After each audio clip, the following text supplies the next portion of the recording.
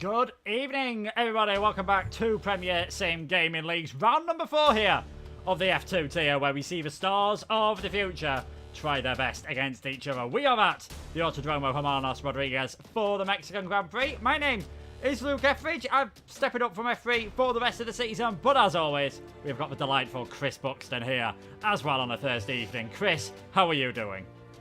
I am honoured and delighted to have the Etheridge alongside me in the F2 box.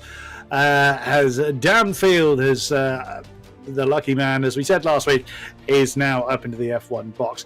And last night we had the F1 boys doing their best around Mexico, and now it is time for the F2 guys to step up and do the same.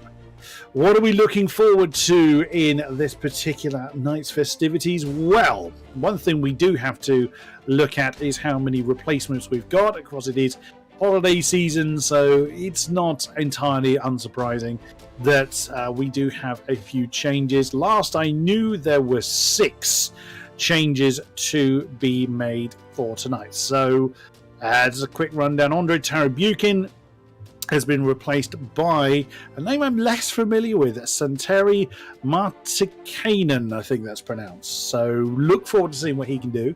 Our championship leader, Joost Noordijk, has been replaced by Chana Kinchi. Alfie Butcher, we haven't got again. He's 4th in the championship following the win at round 2 in America. He was being replaced by Ika Bayana, and Duncan Hofland, again, is missing. Caden Lute stands in for him. Domenico Leveche is being replaced by Jakob Razet, and Jack West Jack West was being replaced by Oscar Villacampa, but Jack is I thought Jack was in. No, he isn't. No, he is being replaced. See, the heat's getting to me. You see, we Brits are not built for this kind of weather. As I put it earlier, it's offensively hot, and don't try and change my mind, because you won't. So Oscar Villacampa stands in for Jack West in the Ferrari. So it's going to be down to Ruben Pedreño to see if he can capitalise on his arch rivals' absence from this week. 19 drivers in the lobby, ready and raring to go. What's your thoughts towards Mexico then, Luke?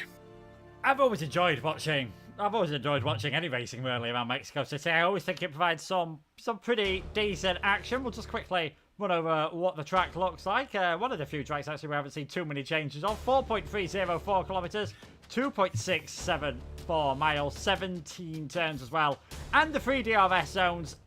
Sticking in that train as always is extremely powerful around here. And it is another track, a bit like Belgium that we had last week, where starting on pole position isn't always the best thing, just because of the slipstream that you can give all the other cars. Last time, obviously, it was down towards Lecombe.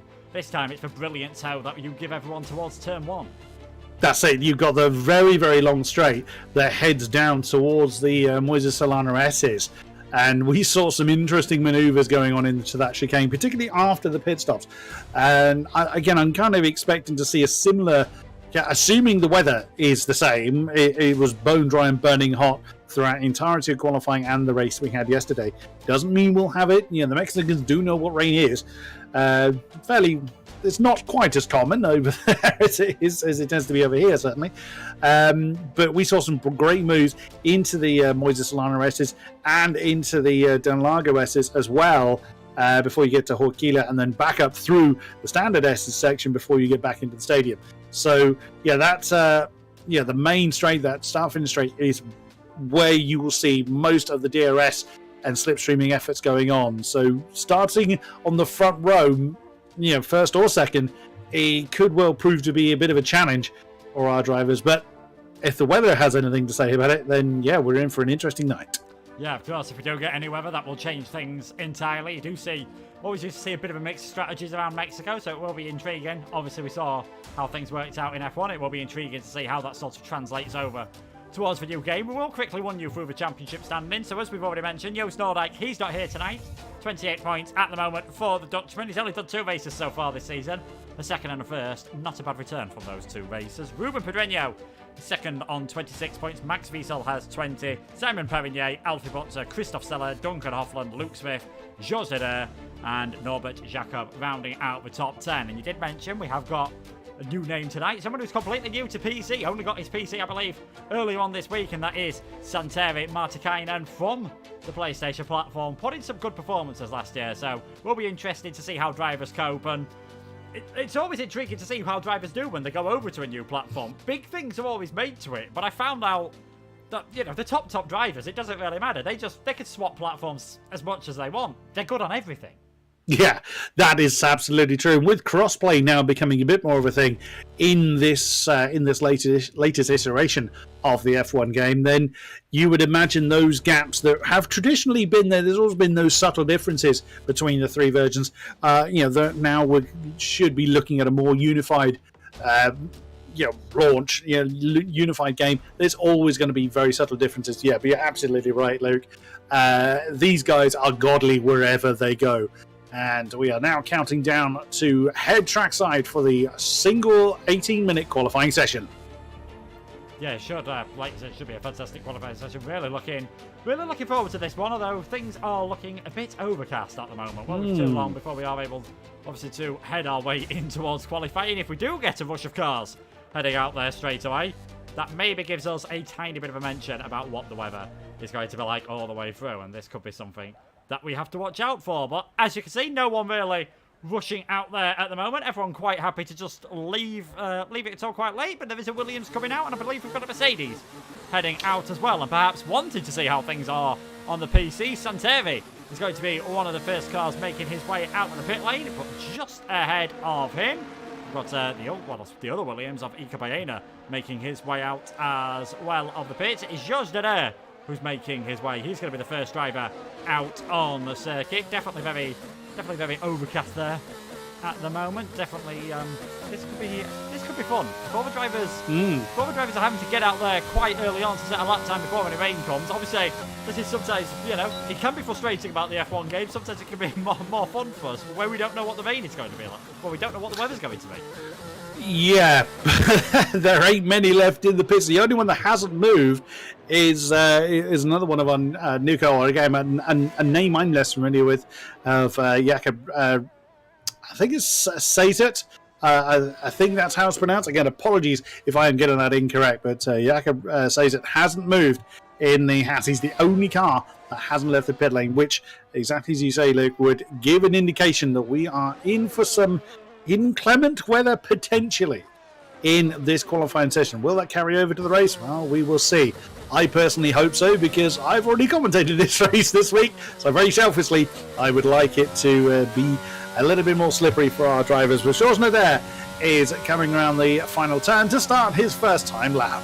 Yeah, heading on to the first time lap then is the Lebanese driver down this incredibly long start-finish straight we have here in Mexico City. Spotting your braking point on the left-hand side, peaking at 208 miles per hour. So we're talking round about 330 kilometers per hour there for Georges Dadair, making his way through 1, 2 and 3 onto the second DRS zone. There is only one detection point, of course, for those first two detection zones. Let's not forget about that.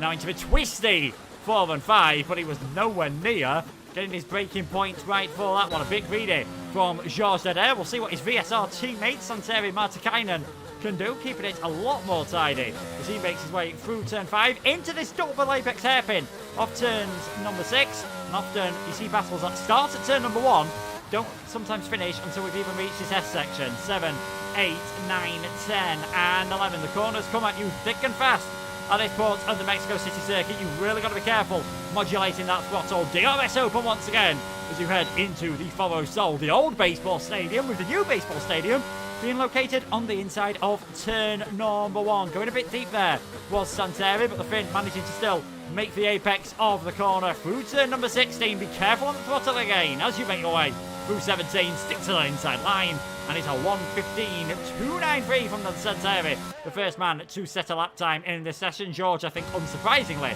heading back to the pit after his mistake, and that first benchmark instantly beaten by Norbert Jacob, who goes half a tenth faster in the Red Bull.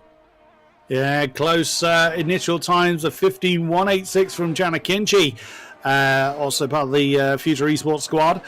Never mind, Christoph Zeller into the 15.1s. We did see a few 14s on the board for the Q3 pole time last time out, so Again, interesting that we're seeing such strong banker laps, 15 flat from Pedreño in the McLaren. It was a day of the McLarens yesterday, up until Lucas Blakely had a game crash that plummeted him towards the tail end of the field. And with a late safety car that helped him get back up to 5th. Incredible race we had last night. Who else hasn't crossed the line? Sam McBride, your lap was invalid. Razet is coming to. We've purple sector 1. Again, you can't read too much into these early times just yet, although saying that, they're still absolutely stormy. I'd love to get lap times of this kind of ilk, personally, but just watching the Haas thing coming through the last couple of turns. What can he get on the board? It is a good effort third then, with a 15.152 for the Haas newcomer. Yeah, not bad at all from Jacob there. It's Iker Baena. Oh! Second lap on the tyres. It's something we saw quite commonly on the previous F1 game. We've not seen it as much on this one, but it seems to work out for the Spanish driver. Baena, first sub-75 second lap we've seen then in this session. It is a Spanish 1-2 at the moment, and there was a large number of invalidations on the first run, which is definitely something you expect at Mexico. Certainly in qualifying. There's a lot of tarmac runoff area. There's a lot of places where you can just push a bit hard. That S's being a particular bugbear of a lot of drivers, where we will see a lot of drivers getting it wrong through there and just invalidating their qualifying laps, I imagine. Oh, Viva la España at the moment. Iker Baena is, again, we've said before that Iker and Pedreño are definitely forces to watch.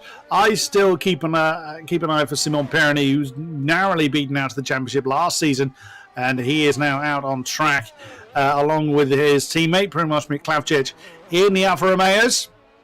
Simon, the Frenchman, just coming through Horquilla now. He's got one of the McLarens directly ahead. I'm assuming that's Vallejo. Yes, it is. So we're waiting for times from Pironi, Miklavčič, Nader, Smith, and Vallejo. Luke Smith not out on track at the moment, but we're seeing a fairly constant stream of laps looking skyward. So I'm not seeing any rain falling yet. But with again, people just being turned around really, really quickly would indicate that people are not chancing much of the weather. As Vallejo now is going to start his, I think it's his second attempt at getting his first time on the board. Yeah, we'll see what Vallejo can do then. But Rubens, his teammate, up there in second place at the moment, just 41 thousandths of a second off of pole position. We'll keep an eye on what the straight line speed is as well for Ruben Vallejo. A tiny bit slower than what we saw from Georges Nader earlier. Whether that means he has put a bit more downforce on his car, whether it means he just didn't quite perfect the exit out of 16 and 17 as much, I'm sure we'll wait and see as the rest of the lap goes on. And this, again, a bit like Belgium, a bit like a lot of F1 tracks, it is that compromise you've got to make on the setup. You need to be very slippery down the straight section of this part, but then you'll lose a lot of time in qualifying through turns 7 through 11. Yeah, and if they're facing some nasty weather in the race, of course, we don't know what the weather is going to be doing. If they're facing bad weather in the race, they may well have to compromise some of that straight line efficiency for greater downforce for a more improved race setup. Primož Miklavčič coming through the stadium now, heading towards the Pirotada for his time run. The lap is valid. Let's see what the Alfa Romeo can get on the board. Streamlines towards the line. That's a 15.178. Slots him into 6th position. Who's next? I believe it's his teammate. There's no Vallejo, 15.177, a thousandth quicker than Miklavčič.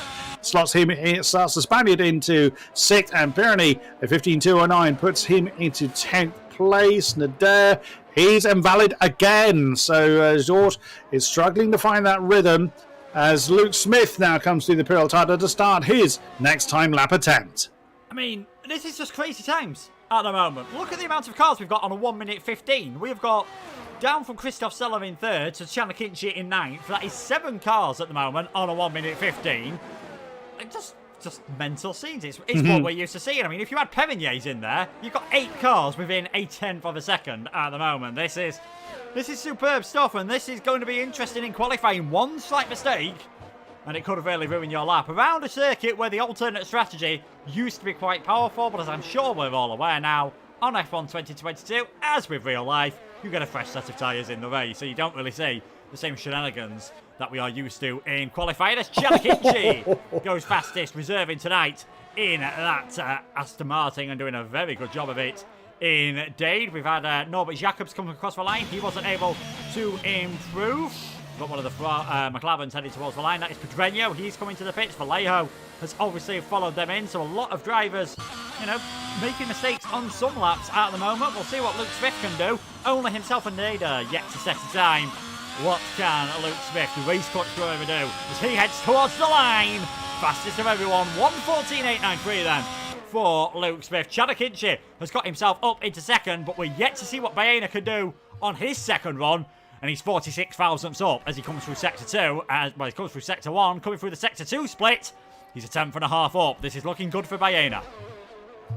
Villacampa just come over the line with a 15.402. So that is only good enough for 16th position at the moment. A thousandths ahead of Ben Sabakonyi in the Haas at this point in time. Yeah, Luke Smith claimed the championship.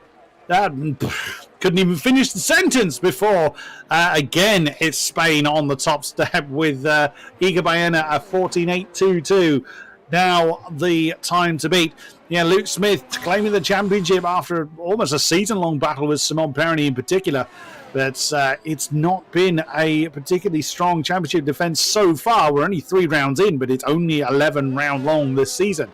So it's been a bit of a difficult start for Luke's title defence. But still, there's still time for him to pull it back for the remaining rounds. So we have 11 rounds in this season, and this is only round number 4. And Luke certainly starts in Mexico as he intends to continue.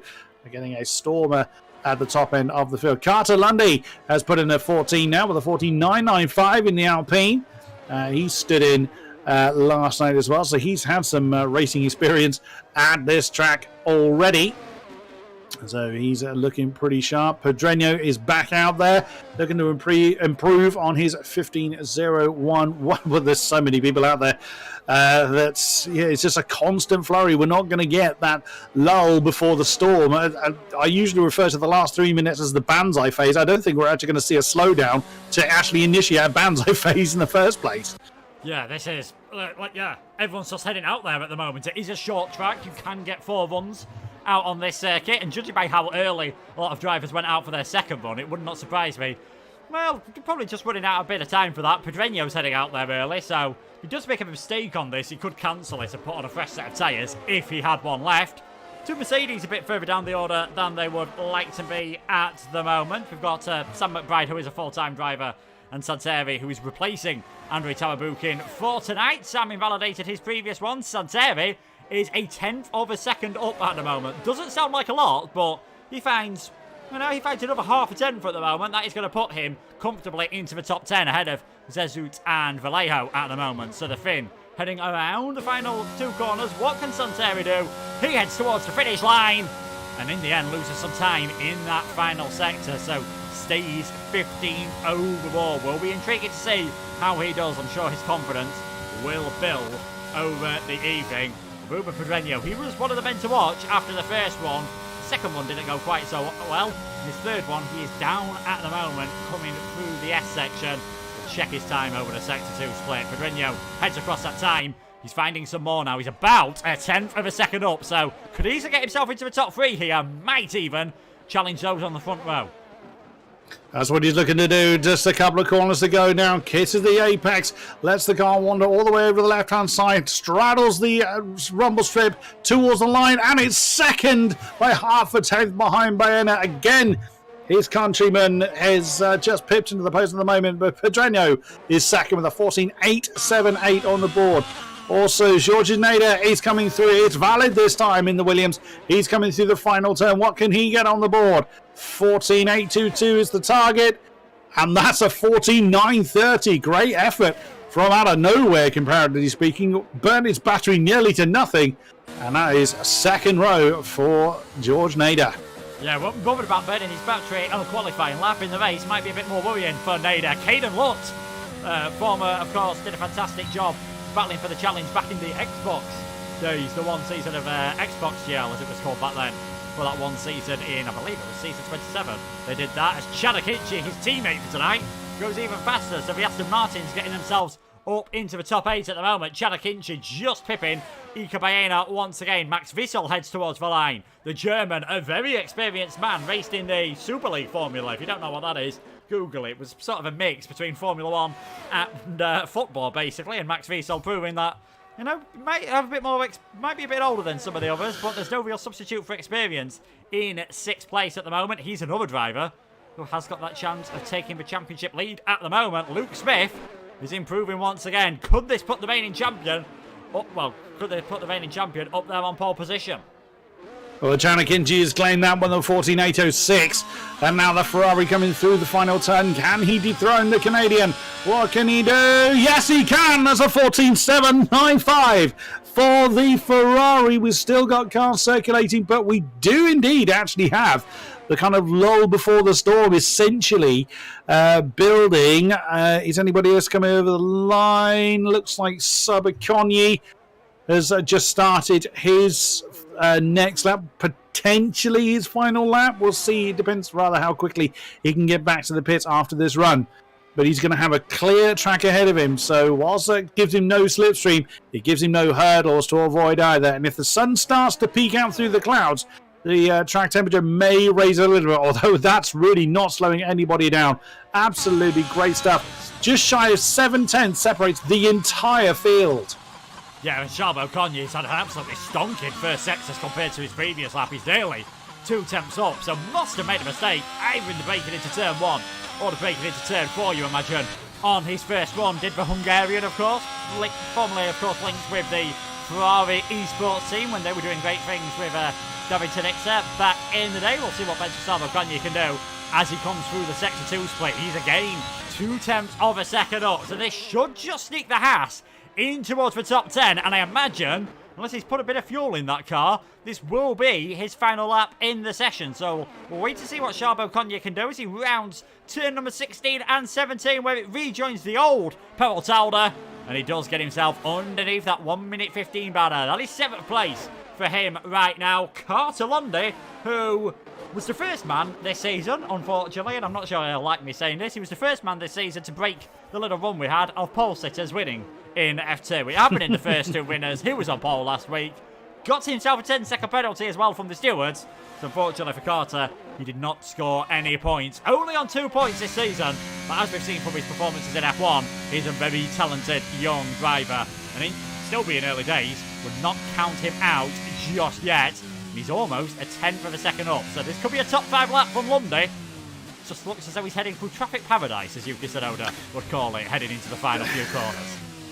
Absolutely. Final turn then for Carter Lundy. What can he get on the board? He's going to... I wondered if he was going to complete the lap, but he was a bit compromised coming through the stadium. So alas, that is going to be it for Carter Lundy. No improvement from 9th, a 14.995 for him. Still a storming effort, to be fair. Only 2 tenths off the top spot, currently occupied by Luke Smith. Coming over the line now is one of the Mercedes. That is Marta Kanan. That is starting his final run. His teammate Sam McBride just coming into the stadium section to finish a lap. One of the Astons coming over the line. That's Caden Lute starting a lap. They're all coming thick and fast now. Ben Sabakonyi has parked his car. He can do no more than 7th with a 14.997. And the checker flag will be coming soon. Luke Smith and Janakinci have left the pits, but no, well, where are they? No, they're not going to make it well, Luke Smith might. Again, I don't know how much time is left because we have a yellow flag out there. But, Pedreño, of course you do, by 0.002 of a second. The top spot yet again goes back to Spain. Yeah, we'll see if anyone can stop that. There can only be seconds left in this session. Norbert Jakob comes across the line. He's invalidated, but he's got time for another one. Checkered flag is out. So these are the final laps for everyone. What can Matthew Older do? Reigning PSF1 champion can only get himself into 17 in the end. Luke Smith, he's heading towards the line now. What's it going to be from him?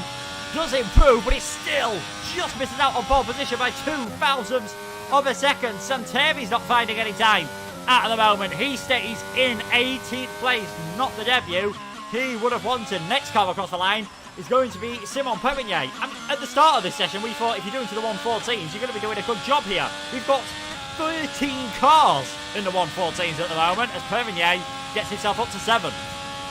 Janikinchi's on an improved lap here. Can he hold that improvement through the last couple of turns? He's chasing someone. No, he's not. Is that an improvement? It's Paul from the Canadian, 1:14.764. He found another few hundredths in that final sector to claim that top spot. Pedreño is on no, he's done his time lap, hasn't he? So Pedreño can do nothing about it. Oops, nearly tangles with a Red Bull. That's it, I think. So in the death of the session, the pole spot goes to Canada.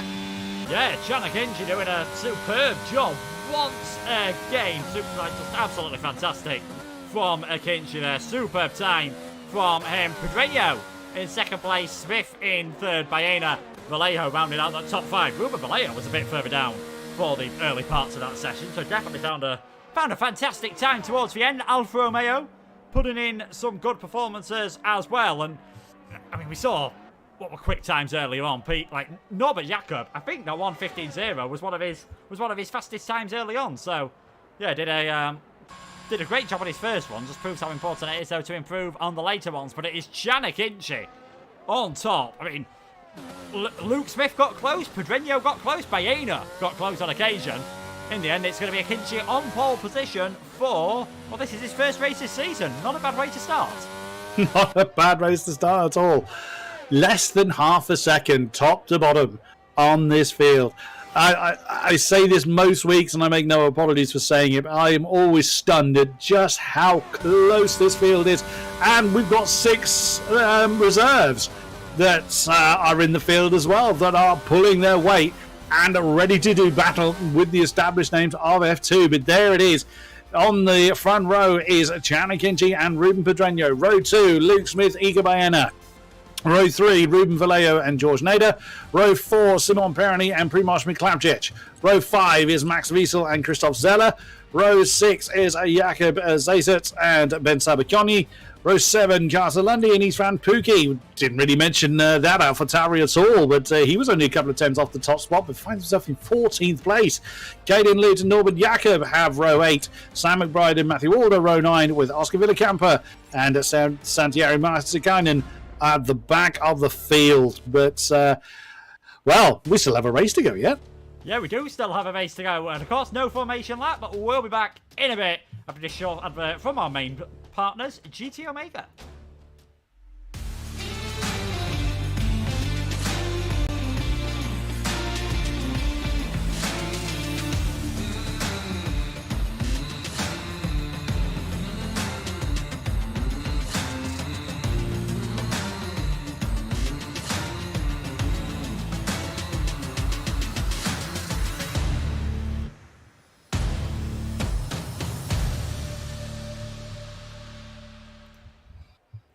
And it is the Autodromo Hermano Rodriguez. That will be the home for tonight's race. 4.304 kilometres, 2.674 miles, 17 corners, 10 to the right and the 7 to the left. And as we already mentioned, those DRS zones are going to be absolutely crucial as the 5 lights are coming on here at Mexico City.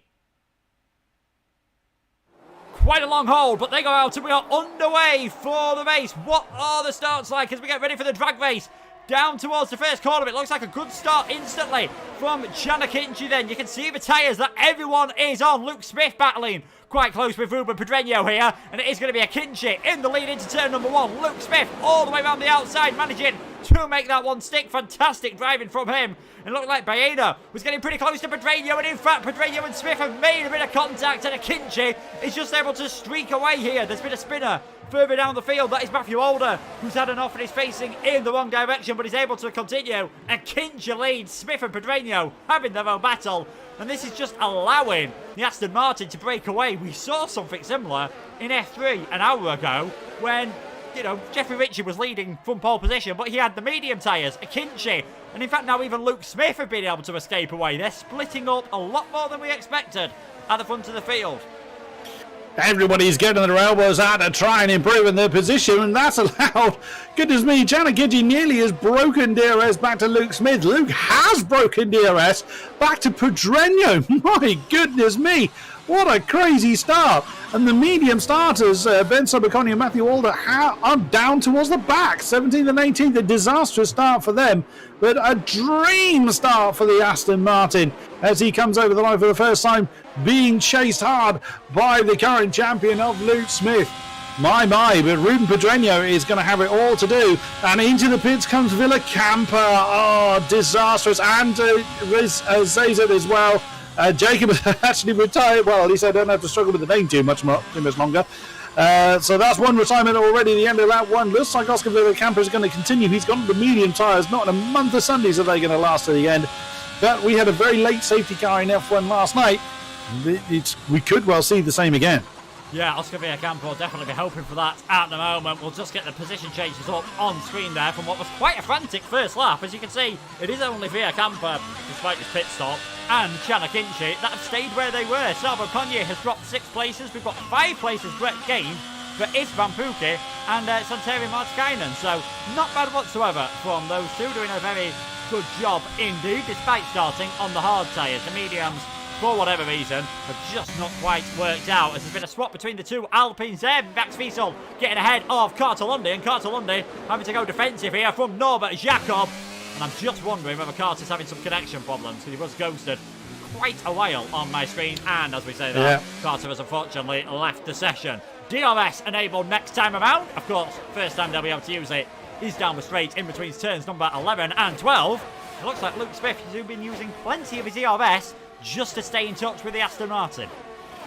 Yeah, Pedreño will need to think about doing the same thing as Sabakonyi has come in. So another early pit stop, and then he's on the medium tyres. So his only choice is to go over. He's gone on to softs. Okay, suit yourself, unless you're gambling on rain. But either way, strange decision. I suspect that's a mistake. But new front wing as well on his car. But Luke Smith is nailed to the back of Chanakinchi, so the Aston Martin's going to have some work to do to keep the champion behind. Pedreño, 1.3 seconds back, so doesn't have the advantage of DRS as Carter is really struggling to get back into the session. A great shame for him, considering how well he did last night as well. As he's attempted to rejoin, but he's clearly having some difficulty. Ruben Pedreño is pushing quite hard to get back into contention of the top two. Of course, in doing so, he's going to drag that entire DRS train along for the ride. That is from third right the way down to Santeri Martikainen in 16th place. Yeah, I mean, there's the kind of trains you expect to see here around Mexico. As George Nader sets the fastest lap of the race, just getting that little bit of slipstream, of course. No one really close enough at the moment to make any moves. You need to be just a few tenths of a second behind. We can see that from Matthew Alder and Santeri, but being the third car or worse in a DRS train is always going to be very difficult. And at this point in the race, I doubt Santeri is feeling braided off on his hard-shod Mercedes to go for a move on the medium-shod Red Bull. So the two drivers who were lighting up the field in PSF1 last season, Santeri doing a superb job after he came back. Something mid-air off in the wall, and Pedreño was involved in that as well. It's a 5-second penalty for George. Now, we saw him get it badly wrong in qualifying in towards turn number 4. I'm not saying that's what's happened again, but yeah, definitely something's happened between Pedreño and George Nader there. He's dropped down the field in the Williams, down to 17th with a 5-second penalty, practically barring a safety car race over. And Pedreño has dropped behind Baena and Perigny, and the front two are now 3 seconds ahead of the rest of the pack, practically. Goodness me, changed rather quickly. But yeah, George has lost his nose, so that's a trip to the pits for the Williams. I wouldn't be surprised if he opted to park it, or he's going to have an argument with Sobakoni and Villacampa, who are seemingly having their own duel at the tail end of the field. As Iker Baena now has the fastest lap, and his sister Williams, he's the one now leading the DRS train. Pedreño is carrying on, so no sign of the pit lane then for the Spaniard. But yeah, I caught the end of... I caught George hitting the wall. I didn't see what led up to that point. Is George going to continue, or is he going to park it? Let's have a look. Soft tyres as well, because he has to serve the penalty that has been given to him. So his pit crew, of course, standing there staring at him. It's soft tyres, and he's continuing. That's very curious. Now, this circuit is an absolute tyre muncher. So why go for the softs unless they're gambling on the weather or a safety car? I'm very confused. But that's the second driver to go that route. I think they're just trying something different, having a bit of fun at the moment. We've had it confirmed from PSGL legend, of course, back in the olden days on the...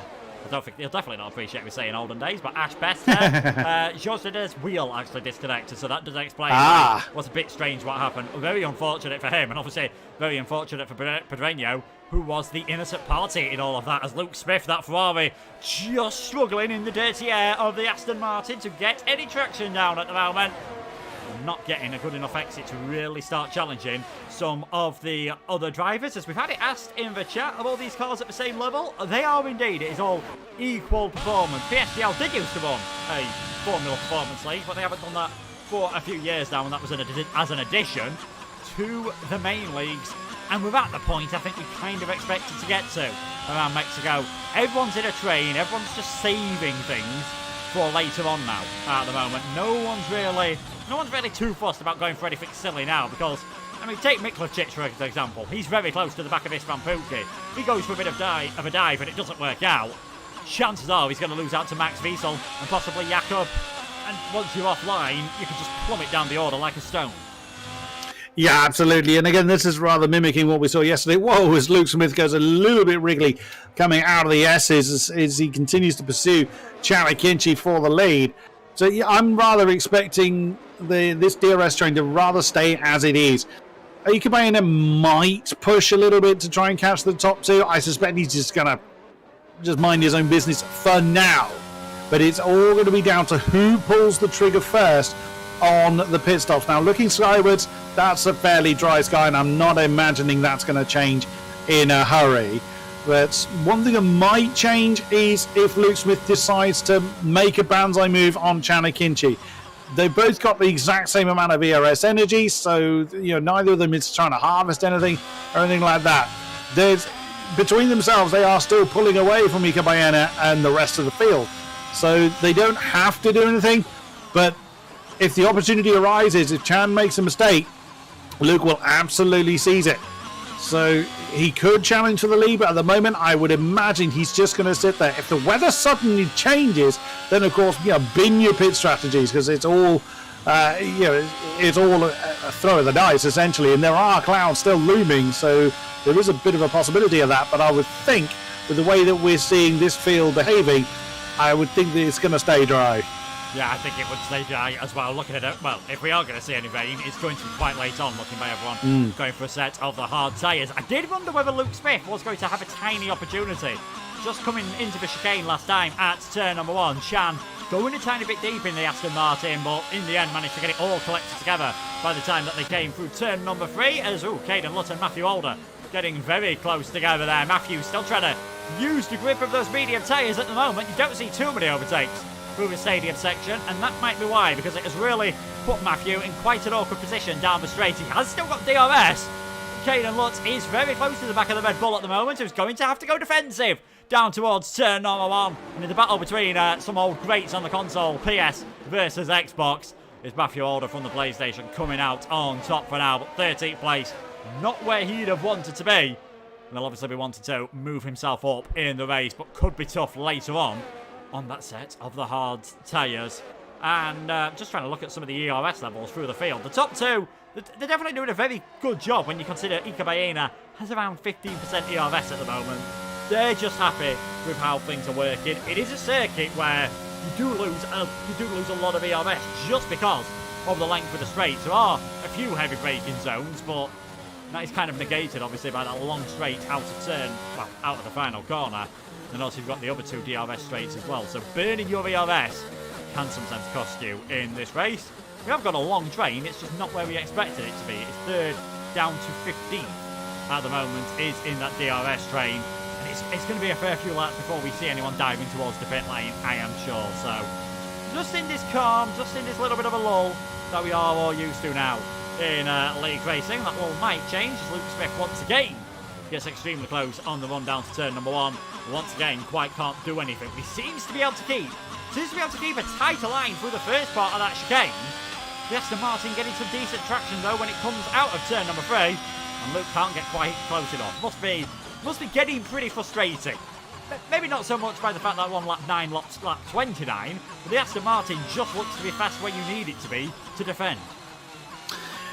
I'm more thinking that Luke is just not interested in trying to make the move. They don't want to slow themselves up through battling and then drop themselves into the clutches of the field behind as Villacampa and Ben Sabaconi continue their own duel some 20 seconds on behind the field.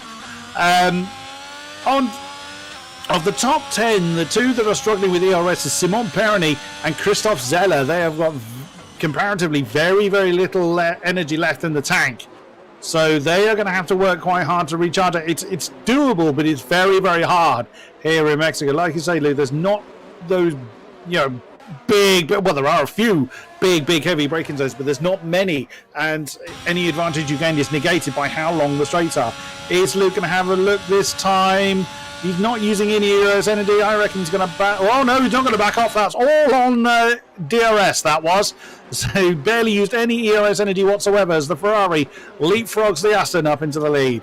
Yeah, so the Ferrari into the lead of this race. And because of the way the DRS works here, a bit like what we see at Canada and what we see in Australia, you get the double dose. So Luke able to use that DRS to just defend nicely in towards turn number 4 as well. So the Ferrari, reigning champion, takes the lead of this race. And if he does win tonight, would actually move up to the same number of points as Joost Noordijk. So things definitely not over yet. Vallejo's disconnected car, unfortunately for him, starting to plummet down the order. It looks like Iker Baena's putting a bit more of a spurt on at the moment and dragging the rest of the field with him.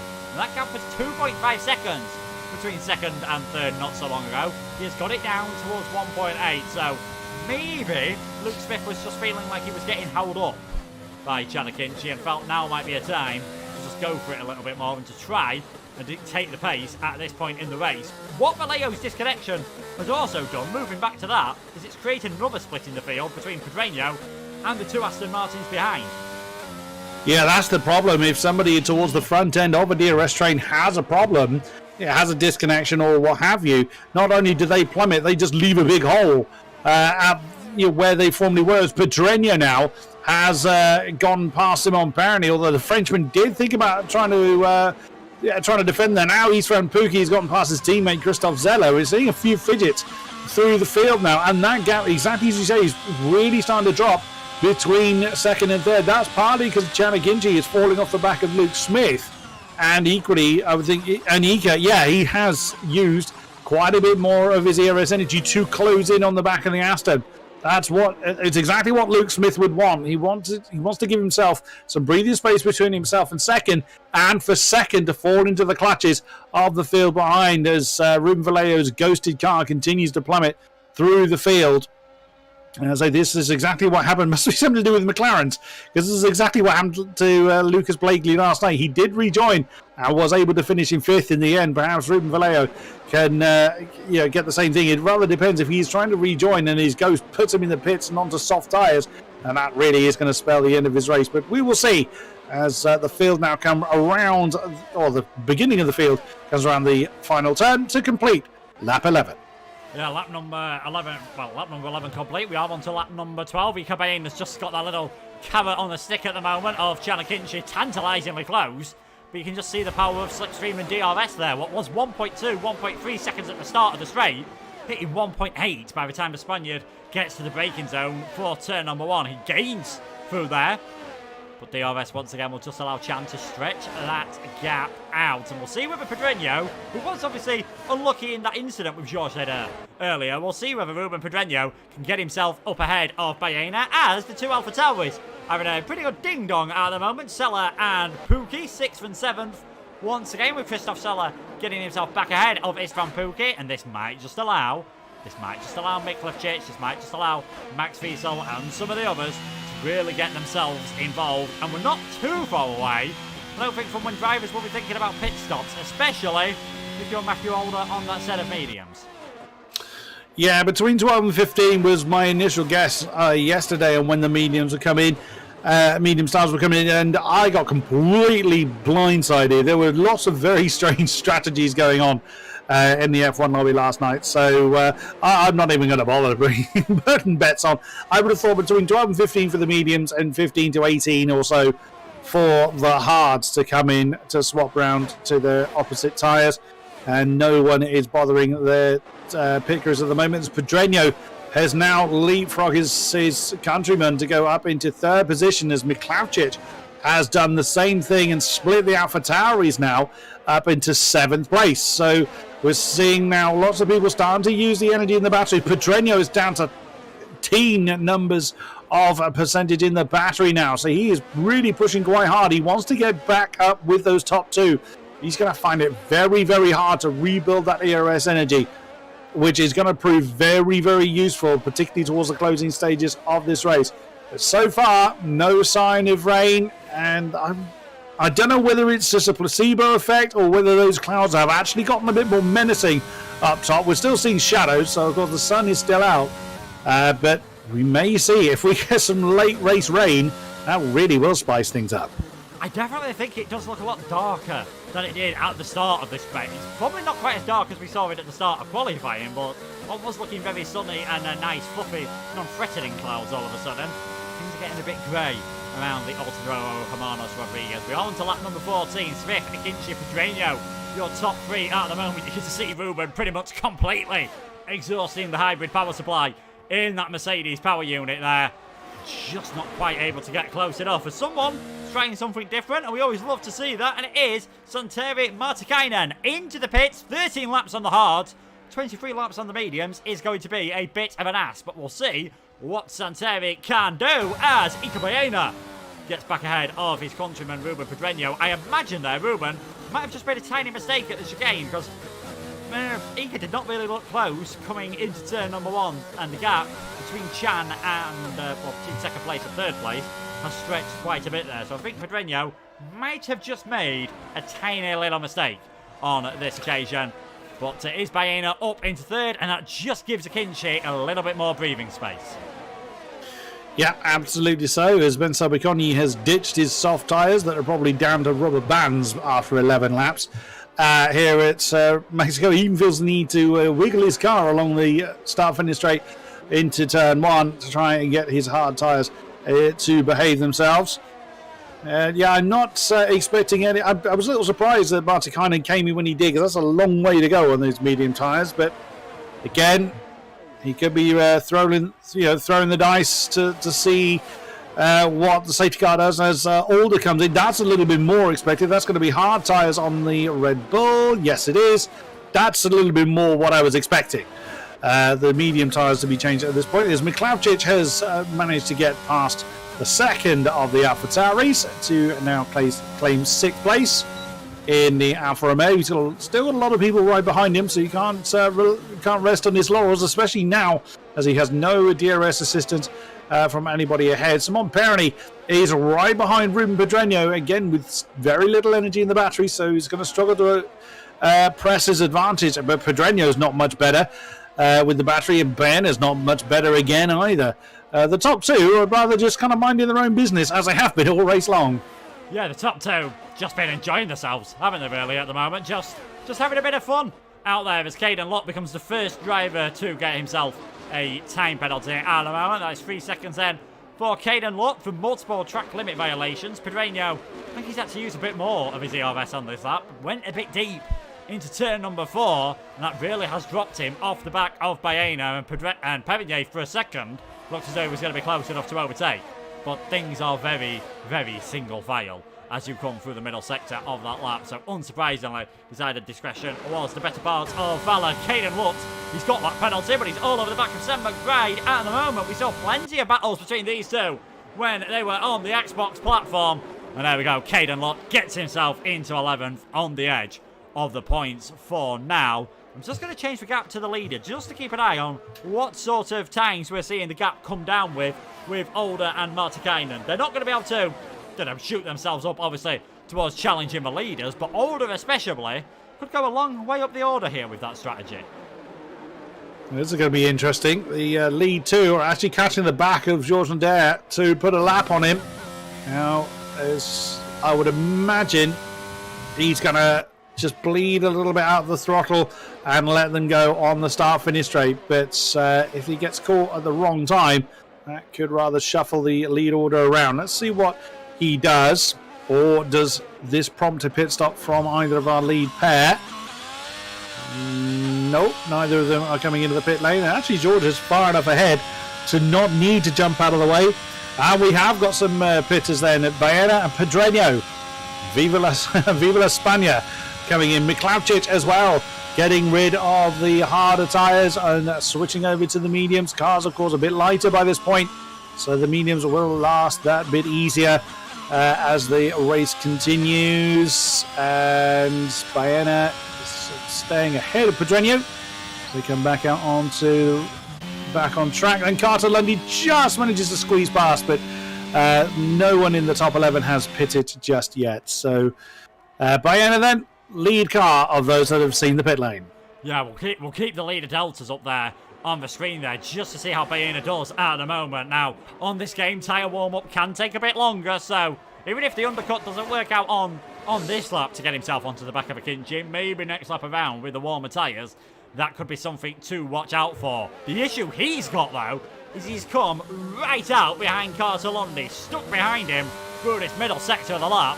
And that might be music to the ears of Smith and Akinci if they are being told that one, because Baena is just going to hemorrhage time through this part of the track where you would really expect him to be quicker at the moment, as our race leader comes into the pits. Luke Smith comes in, Chan Akinci stays out, and Simon Perronier also into the pits. Medium tyres for Smith, and you'd imagine he'll be able to retain the net lead with this. And Villacamper adds his name to the penalty board. Then several cars coming in. Smith, Perroni, Zeller and Jakob all in to switch to the medium tyres. And fairly straightforward pit stops then for everybody. Luke Smith coming back out onto track then. He stays ahead of Carter Lundy. Simon Perroni not so fortunate. He drops behind Ruben Pedreño, seeing several cars. Exactly as you were saying, they're really feeling the need to weave the cars to get some life into the tyre. Life into the tyres, try again. Heat into the tyres to get them to really switch on and start to behave themselves. But Luke is 1.8 seconds ahead of Iker Baena. That's quite crucial. Will the Spaniard really try and push to close that gap down? We will see as Miklaucic manages to leapfrog Christoph Zeller coming down into the Del Lago S's so that is currently for 12th position. So yeah, quite a few pit stops still to conclude. But now, if the form from last night is anything to go by, we should now start to see people really starting to push to see if they can improve their position. Chan Akinci is in. Yeah, Akinci into the pits, and we'll see where he comes out relative to Luke Smith then. Has the young Brit been able to keep enough tyre temperature in that Ferrari? 18 laps on the hards, 18 laps on the softs then for Akinci. Wiesel, Pookie as well. McBride also going for a similar strategy. Seemed a bit slow getting away there, did Akinci. I'm not sure whether that was just the game, whether that was the actual case here. And do you know what? He's actually been jumped by quite a few cars there. He's been jumped by Smith, Baena, Pedreño. Like, that has gone awfully for Chan Akinci. That's a horrendous outcome then for the Canadian. Yeah, I wasn't sure why he was held there. I didn't see anybody come past him in the pit lane. So, yeah, whether that was human reaction or game trouble, either way, that's dropped him down to 7th at the moment. And Perroni is making that even worse as the Frenchman then manages to squeak his way past the Aston Martin with his tyres already up to temperature, or more so, certainly, than Carter's. Oh, Carter Lundy must be screaming, having been in a position to certainly podium, if not challenging for the race lead. Now finds himself all the way down in 8th position, will become 5th when the last of the pit stops takes place. But you'd never want to see it. You got to feel for Chan Akinci. Yeah, especially it sounds like it might have been something completely out of his control, why he was a bit slower getting away, and being right on the back of Luke Smith, all of a sudden he's 5 seconds now behind the Ferrari car. Although Iker Baena just staying out that one, going that one lap longer on those tyres. This has worked out pretty well for the Williams man. He's in a net second, and he's got himself in towards the DRS zone of Luke Smith, who's getting a lovely little boost off Ruben Pedreño at the moment, who is back into the session, and we'll see how much of a favour Ruben Vallejo, can do Ruben Pedreño, because Pedreño in that net third at the moment. We're on board then with Luke Smith. This should be fairly straightforward. He's got a lot more traction. He's got a lot more DRS. He's going to have to go the long way round on the McLaren, which is certainly not ideal. Can he outbrake Vallejo in towards turn number 4? All the way round the outside goes Luke Smith. That's the inside line for turn number 5. Vallejo's going to try and keep a nose in there, though. He's definitely not giving up this one without a fight. There's a bit of contact between the two of them. And Iker Baena could certainly gain quite a lot from this. In the end, Vallejo has to yield. Smith is up in towards the net lead of this race. Still, he's down into second. Baena into third, but that was not as straightforward as the Ferrari man would have hoped. No, that wouldn't have cost him too much. And now then, that's going to be curious. I would imagine he'll get that appealed because he was kind of. The argument will be he was forced off the road with his battle with the McLaren. But should he have yielded, that was indeed an on-track position. So that could be quite a contentious issue. That's up to the stewards to decide.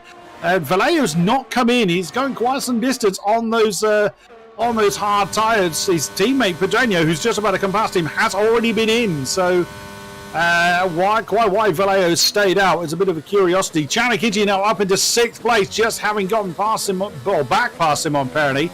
He's pushing quite hard to reappear. Oscar Villacampa has parked his car in the pit lane. He's had enough of this race. So second retirement. Sam McBride now adds his name to the penalty board. Now, as you say, the difference between getting the line absolutely spot on and exceeding track limits is so fine at particular points around Mexico. Seeing these track limit penalties is not a surprise. No, it's certainly not. And let's get the penalties up on screen. You can see obviously 5 seconds for Luke Smith, which we imagine we might be able to get removed.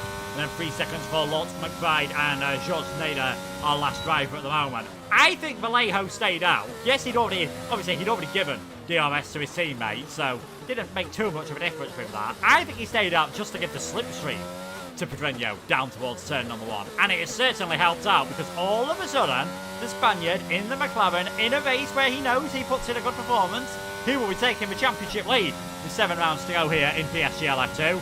He is up into, with the penalties, he's into a net second and he's within DRS range of the guy who's in the net lead of the race at the moment. So things looking pretty good for Pedreño as Chanakiji trying to go all the way around the outside of Ruben Vallejo. He's certainly making things tough for people, as he's got the right to. Although perhaps not as tough as things have just got for Simon Perrinier there. Vallejo, yes, he's been a bit of a blocker, but these are for position. Might not be helping his own race out at the moment, but this is all, for position. It definitely doesn't make you any friends, but he's well within his rights to do this. Well, true enough, I thought Vallejo was actually going for the pit lane last time around, but then suddenly he had company from Chanakimchi, so he challenged him all the way down the start-finish straight, which led to the Canadian doing that outside manoeuvre through turn 1. So I think, as you said, Ruben Vallejo was just extending his stint to be a bit more of a nuisance to those around him. But now, that lead battle is now 3 cars deep. Once Caden Luke pits, which I suspect is going to be this time around. Yes, it is! Oh, no! I don't know whether he had trouble or he's got nothing left in his tyres, but he actually bounced off the pit wall. So, 5 seconds speeding in the pit lane penalty for the Aston Martin. That's not going to make his day any better. But medium tyres for him. But Pedreño is now very much in that fight for the win. So it's Smith from Baena from Pedreño. Who's going to come out on top? We've got 14 laps to decide. Yeah, we'll have to wait and see. We've got another battle here further down for some of the lower points positions. Wiesel versus Miklavčić down the inside. Goes the German. Whoa! Wiesel into 8th, a bit deep though, and that is going to compromise his line. And there we go, Miklavčić says thank you very much, and all of a sudden Christoph Seller is getting himself involved in this as well. DRS open on all 3 of these cars. Seller thinks about 1 round the outside into 4 on the Alfa Romeo. Miklavčić 8th, Seller 9th, Max Wiesel in 10th place, and Cartolondi still on those hard tyres, still staying out there. It is only himself and Vallejo that have yet to come into the pits. He's just vibing at the moment. He's just watching all this in his mirrors, I imagine.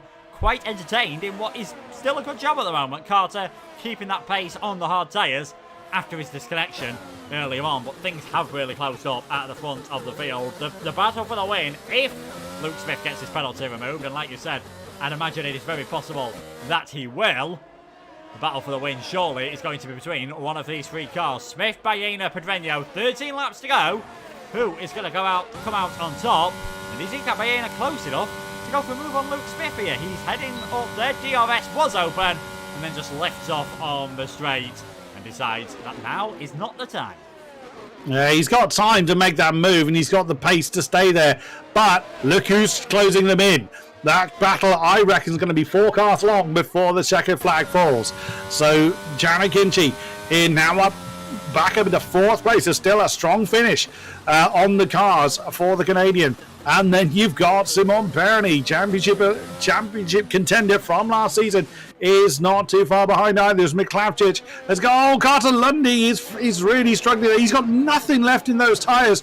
He's falling through the field with a pack of 4 that have just gone past. McClavchich, Zeller, Wiesel and Pookie have just left the Alpine for dead. I wonder whether they go for soft tyres. What would that be, 12-ish laps on the softs at this point? It's doable. We saw 11 laps on the softs at the beginning of the race, so I would imagine it's doable now, but the damage has already been done. At least they'll be able to press on and have a bit of fun. Janet Kinchie, he's within DRS range, but was he at the detection point? No, he wasn't, so he's just going to fall behind now. But are we going to see a challenge for that top spot? I don't think we are. I think they're going to remain where they are for another, probably another 5 laps or so. But you're just going to have that constant pressure game going on. And with Janet Kinchie joining it, if he starts to really press the issue and go for the top spot before anyone else is ready to do so, that'll really ruffle some feathers and really change the game plan for everybody concerned. Yes, it will. As you can see there from the tyre life graphic on the left-hand side, he has got the freshest tyres out of those in the top 4. Pitted a lap later than Luke Smith, who himself pitted a lap later than Baena and Pedreño. So, Janet Kinchie, if he can use the grip of those tyres to get within DRS range at this point, that might just help him out. He's used a lot of his ERS in doing so, but it certainly looks like it is now Ferrari, Williams, McLaren and Aston Martin battling for the lead. I think Perigny is thinking if he hadn't have been just held up, obviously getting ahead of Vallejo with that little bit of contact in towards turn number 2, maybe, just maybe, he would have been there as well. So, heading around turn number 16 and 17 for the 25th time. They're going to do that 11 more times before we find out who is going to take the victory of this race. And we're still really none the wiser at the moment, as Miklavčić and Seller are now finding themselves behind Ruben Vallejo. Ruben still staying out there. I think definitely just hoping for a bit of a safety car now. Back in front again, Baena stays behind Smith. And now you've just got Vallejo being hounded. Seller going for a move on Miklavčić. Miklavčić not really close enough here. And Max Wiesel not too far behind either. This could get very tasty very soon. And in fact, it has already started. Zeller trying to make a move. Carter Lundy's added his name to the penalty board. Zeller has managed to nail Miklavčić on the exit of turn 3. Is he going to try and make a move on Vallejo? How on earth are those 4 tyres still inflated on Vallejo's car? And Carter Lundy, both the same. Oh. Still on their starting tyres. Oh, Miklavčić is gone. Oh, huge shame into the wall. And he's... No, don't retire your car on track. Oh, that is potentially bad news, although the AI has managed to pull the car off the road and then stuck it into the wall. Hopefully that doesn't cause a safety car. There's always the danger of retiring the car on track. It looks like they've gotten away with it, but that top 4 now really heavily condensed. Surely Vallejo's going to come in this time. Surely so. It's Caden Luton, Sam McBride now side by side coming into the stadium, or coming through the stadium section indeed. The Aston Martin managing to get up into a points paying position. He's at Vallejo's. No, he's still going. Again, this is why I give up trying to make tyre strategy calls. He's still pressing on. What about Carter Lundy? No, he's carrying on as well. And the top 4 at the moment just remaining where they are.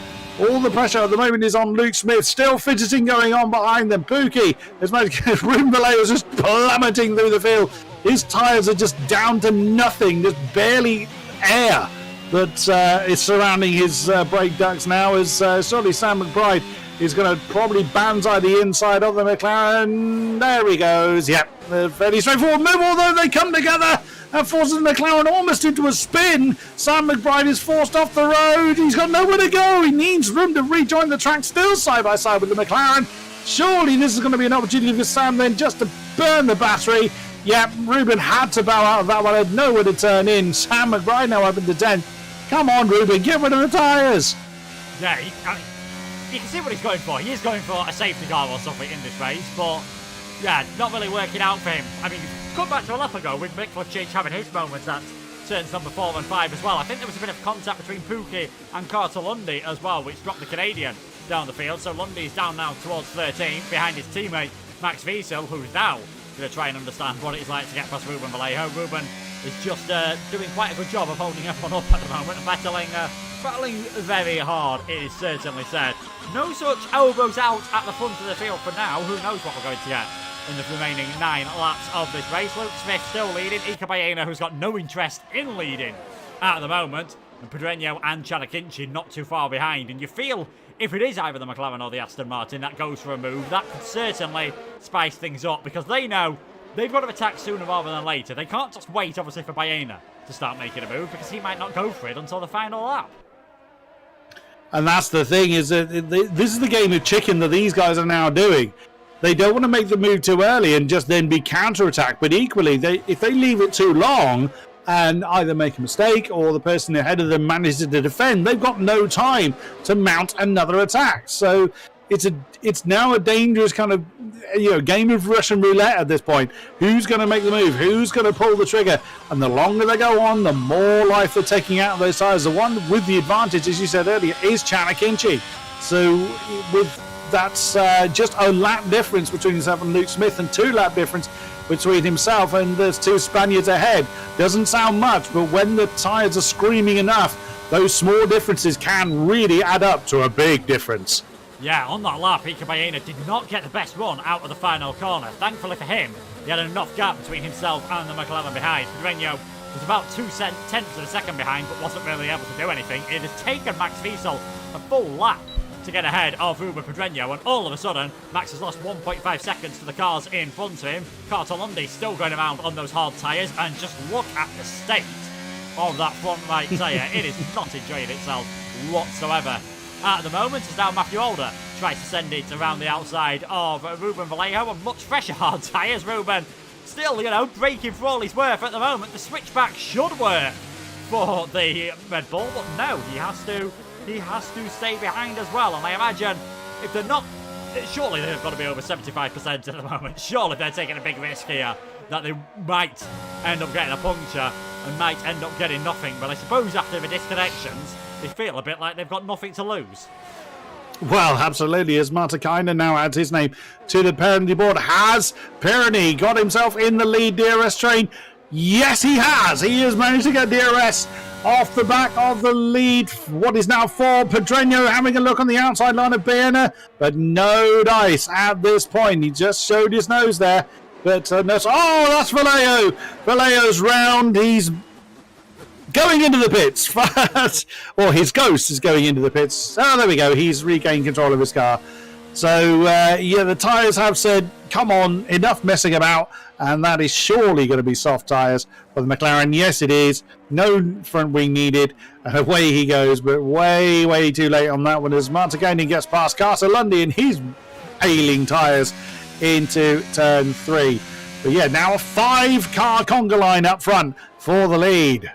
I think that just shows how much the lead has been taking it a bit steady at the moment. Perrier was about 2 seconds behind, and of course with no DRS around here, it's effectively almost half a second a lap he's going to be losing for the rest of the drivers. So Perrier doing a fantastic job to get onto the back of them. Could we just see him ended up taking a victory in this race? This is going to be very fascinating. Final 6 laps. Smith, Baena, Pedreño, Akinci, Perrier, Carter Lundy has had a spin, and I imagine that is because one of his tyres has given up having air in it at the moment. And yes, that rear right tyre, you can just see from the off-board camera, not looking healthy whatsoever. So Carter Lundy, I think inevitably with a puncture. Who saw that one coming? As Baena still closes up to the back of Luke Smith. Still, no real interest in leading the race at the moment. And Smith, I mean, you're getting to the point where you're wondering, is Smith just going to lift off early to let Baena by? Because if he stays where he is now, you imagine, looking at his ERS level, he's got 25% less than the Spaniard behind him. Imagine Baena, surely, if he's sensible here, should be able to beat Smith. His worry is if Pedreño, Akinci or Perrier starts something.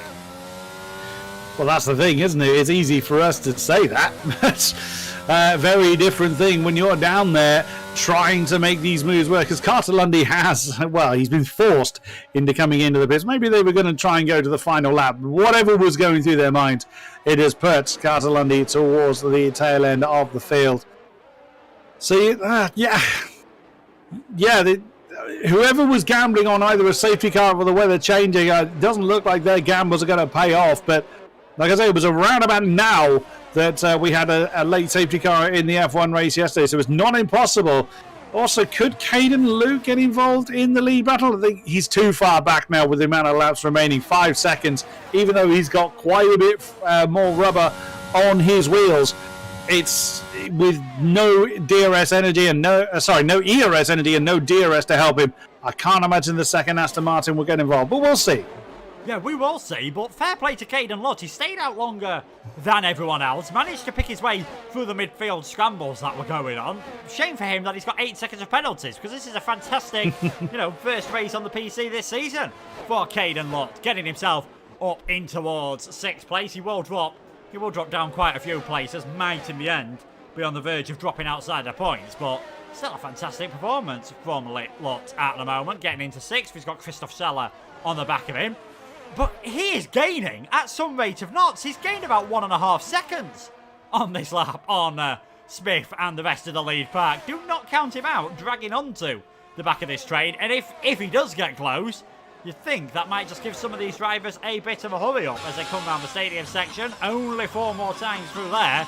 And we will find out who is taking the victory here in PSGL, partnered with GT Omega for round number 4 of the PC F2 tier. Smith still leading by a comfortable enough margin as well, that he's not really going to be able to get challenged in towards turn number 1. Pedreño on the last few laps has really been getting close to the back of Ika Baena. I just get a funny feeling if it wasn't for that incident earlier on, Pedreño might have been leading this race. Potentially so, but I didn't see the extent of the issue. We did see that Pedreño did lose a couple of positions at that point, but he wasn't in the lead at the time. So, I mean, we'll never know, is the honest answer to that. Also, I'm looking at the ERS amount for the top 5. Luke Smith, around just under 70. Ika Baena is nearly full. Pedreño, 90%. Gianni Kinchi, 73. Simon Perroni, 32. So he's going to have very little to attack left. Caden Luke's going for it. He's literally, his battery is near enough dead, and he is giving it all he's got to get in with that top pack. It could do it, but whether he's going to have anything to attack with by the time he gets there is going to be the golden question. That is going to be the question, and who knows? With some of the battling we've seen so far, if we get something similar at the front of the race, maybe Caden Lott is going to end up winning it by just being a bit further back from everyone else as again. And I think this is the time. Baena's decided. Now is the time. Lap number 33. Baena down the inside in towards turn number 1. Smith's going to try and defend this one for all he is worth. He might have to yield being on the outside. And Ruben Pedreño says, hello, I fancy some of this. Can he now make it all the way around the outside at turn number 4? Chanakinchi getting involved. The Ferrari is just falling down the field at the moment. Baena leads, Pedreño second, and we wait to see who's going to come out in third between Smith and Akinci. Caden Luke's going to be licking his lips on this one. This is ideally what he needs to get involved in this battle. Smith side by side with Akinci, but Chan can't do anything about it. He's forced back into 4th position. Has the Ferrari lost ERS? No, not quite. As now Ika Baena leads the way. That was just one point of impact, just one move that completely changed the face of this top 5, and we're going to have this for another 2 laps. And Caden Luke, he's tantalizingly close to getting involved in this particular battle. Oh, it's still all to play for in what is going to be the top 6.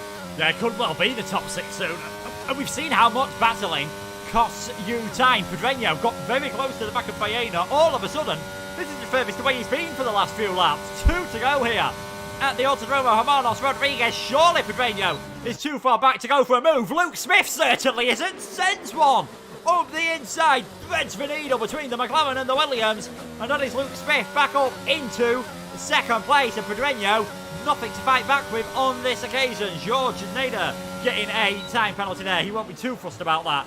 Down in 17th place, certainly not the race the Williams driver would have wanted since getting a podium around one in Austria. There's been no points for the Lebanese man for the rest of this season. But that was fantastic control on the brakes from Luke Smith to, go late enough to obviously fully get his car ahead of Pedreño and ruin any chance of the Spaniard coming back at him, but also having enough control to not go barreling into Baena. That was a massive move from Luke Smith. That's exactly what he needs to do to try and keep his championship hopes alive, as Sam McBride has had a bit of an issue. He's lost a couple of positions. It looks like he's lagging, so he's bouncing around all over the place on my screen. Final lap then, and Iker Baena is going to be in a bit of trouble. He's going to just have to dump the battery and hope, which is exactly what he does. He just floors it, nails himself to the inside line. And he's got Carter Lundy's right ahead of him. Luke Smith side by side, coming down towards turn one.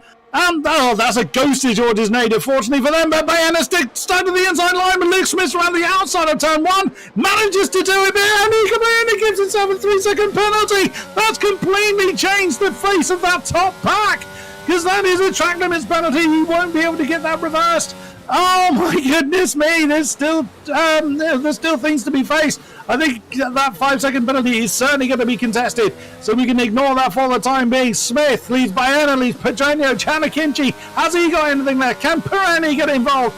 Caden Lou is going to be too far back. If he had another few laps, perhaps he couldn't have got involved. But there's still going to be twists in this tail just yet. There could still be, and all of a sudden, Ruben Pedreño looks like he's going to end up, at least provisionally, taking the victory in this race. Iker Baena, it was arguably in his hands, and all of a sudden was not able to make things work around the stadium section. Baena is really struggling with that car here, and it is going to be quite a calm final few corners. Luke Smith is going to cross the line in first place, but with that 5-second penalty, it is going to be Ruben Pedreño who takes the victory here at the Mexican Grand Prix. Chanakinchi in second place, Simon Perigny managing to get third, Baena, Smith, Seller, Pookie, Jacob, Caden Lutz in ninth place, holding on there with that fantastic push to that position. Max Wiesel rounds out the final points as we see the rest of the drivers coming in there.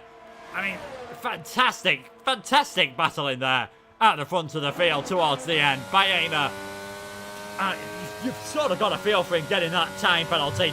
Just risked it a bit too much with the track limits, and a 3-second penalty, unless he got a warning for getting pushed off earlier, could be very hard to remove. And therefore, gotta say, provisionally at least, it is Pedreño on top at Mexico.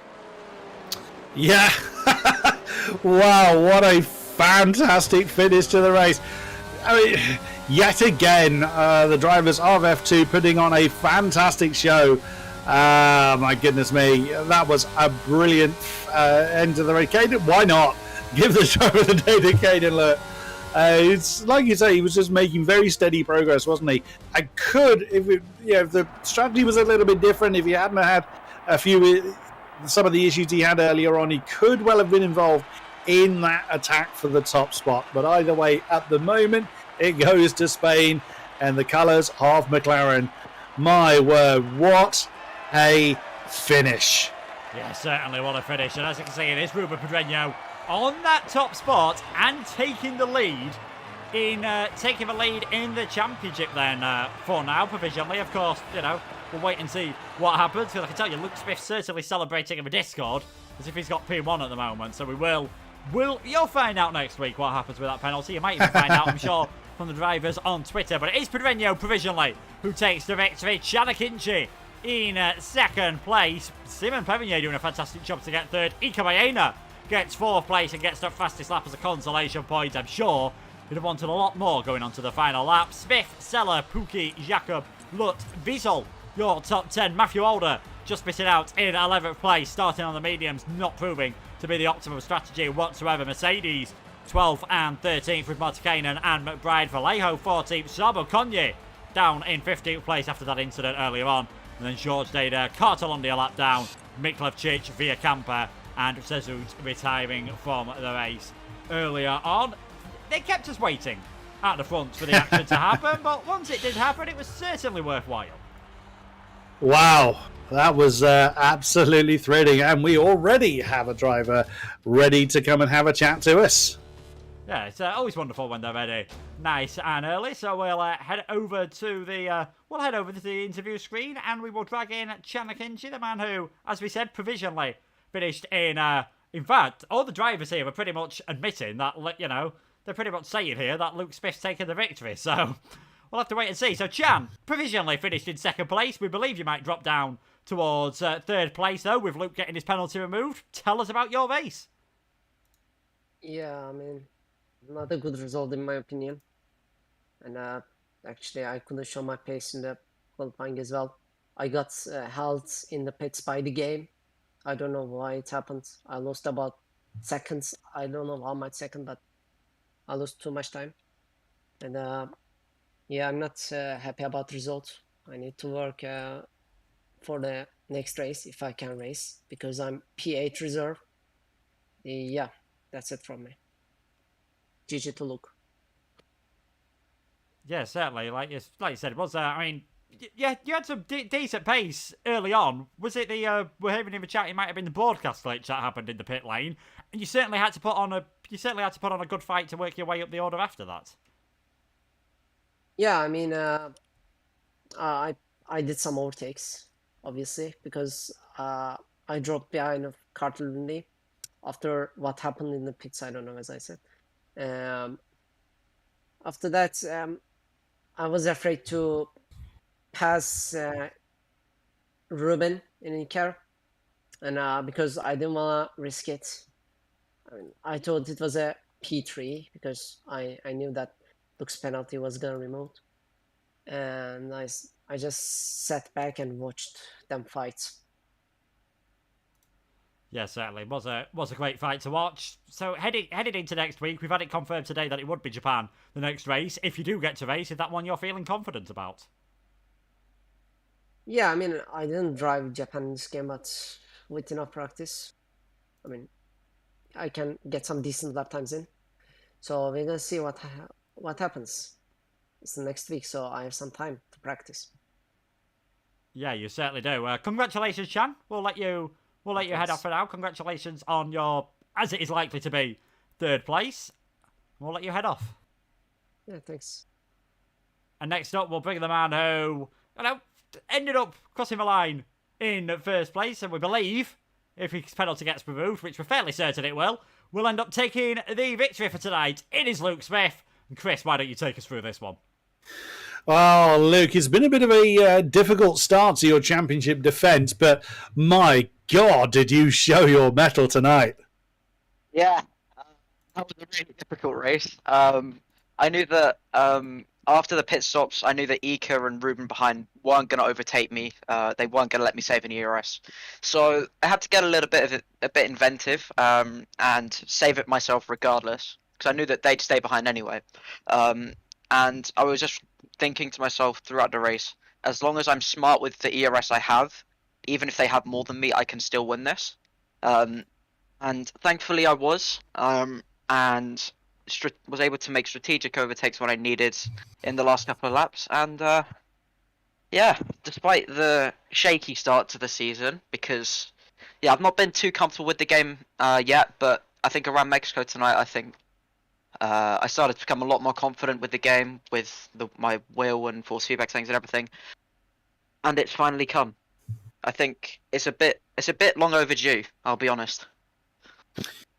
I mean, we've said in the past that there's always subtle differences in between each game, and of course, you had some fair amount of challenge last season to claim the championship. How much of a difference has this game been for your style, the way that you would normally attack these tracks? Well, I think the main difference was patch 1.06, I think, which was the handling and force feedback update. Which, like before that, I was, I think, pretty on pace with where I was around. I think maybe just short of some of the most of the esports guys. But yeah, I think after the patch I struggled a lot because generally I prefer a car that's a bit more slidey, uses a bit higher gears, and kind of turns by itself more, I guess is the best way to describe it. But yeah, I think it's been difficult especially with the force feedback and handling model. But yeah, it's just about getting lap after lap in and adapting to whatever the game may throw at you. Because, like, even you're seeing at the top, you've got the likes of Jarno, Marcel struggling massively with this game compared to where they were, and there's others that are shining, like the McLarens, for example. So yeah, it's nothing that's unfair for anyone. Obviously, it's just about adapting to it the best. And I think finally I'm starting to get there with it. So that's good. Will this momentum carry on to Suzuka next week? Ideally, I like the track. I like the track a fair amount. So yeah, hopefully we can have a good race. And yeah, hoping for some more wins and podiums soon. Mainly just so I can speak to you two. It's always a pleasure to talk to you, Luke, and long may we get the opportunity to do so. Best of luck for the next race and for the season to come. Thank you very much, Luke Smith. Thank you, guys. Thank you. Well, Luke Etheridge, what a race we've had and what a season we have to come, judging by that.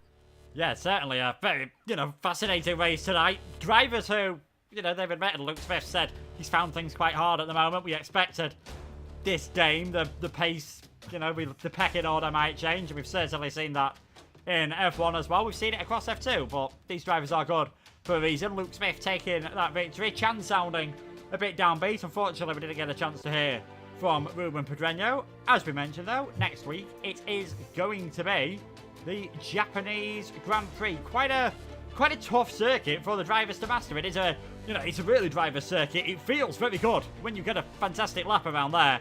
It's certainly one that punishes mistakes, though.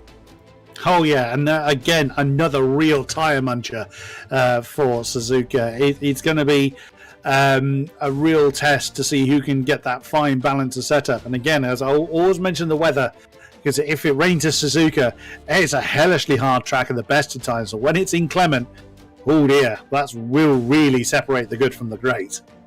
Yeah, certainly. So make sure to keep an eye on that one as we head in towards next week. But for now, thank you so much, everyone, for joining us. It's been as we said, an absolutely superb race. Can't wait for the rest of the season. Thanks to Chris for joining me in the commentary box. Thanks to Chan and Luke for joining us for the interviews. Thanks to all you guys as well for being so active in chat. And of course, our sponsor, Squid Rival, and our main sponsors, GT Omega, who provided some lovely chairs for us to sit and enjoy the action on. And we will see you at next week for Suzuka as the championship steps up another gear. Can Luke Smith continue his form? Will we see Joost Noordijk back and continue his 100% run of podiums and races he's taken part in next season? There will, of course, be more PSGL action. We've got Mexico on the Monday on the PlayStation platform and Sunday for the lower tiers. And, of course, PC F1 around Japan next Wednesday as well. But for myself and Chris, we will see you in a week. Take care and goodbye.